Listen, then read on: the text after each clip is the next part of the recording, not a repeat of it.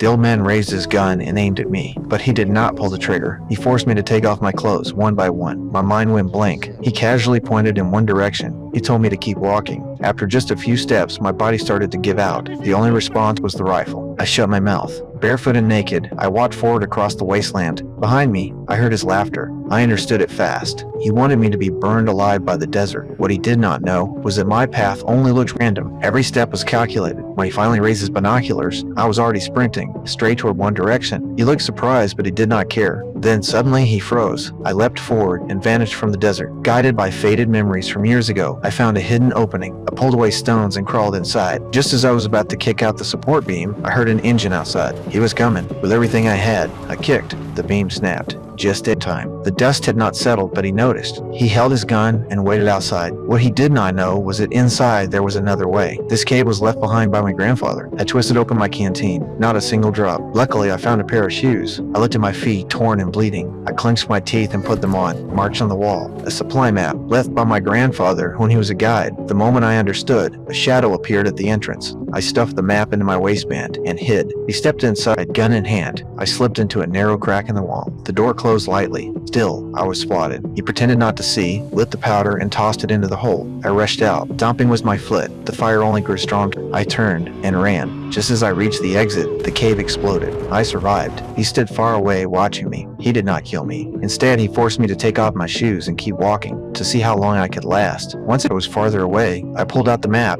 followed the route, and found the second cave. Inside, only a broken sofa. I tore off the leather, pulled out the foam, and ran my wounded feet. Outside, a gunshot rang out. He was pushing me forward. I crawled out. Only then did he relax. Not long after I reached the next mark, I opened the box. Inside, only steel pellets and a slingshot. My heart sank. I could not understand why my grandfather left this behind. Dragging my body, I reached the final point. I dug into the sand. A bucket appeared. I pulled it up. The smell of water nearly drove me mad. I looked around. No one. I rushed up the slope, raised the bucket. Just before I drank, a gunshot. The bucket was blasted away. Water splashed everywhere. The bucket was destroyed. I stood there, said nothing, covered in wounds, and kept walking. The sun cut like a blade. Not long after, I could not hold on. I collapsed, completely still. The old man lost patience. He raised the sniper rifle and once again aimed at me.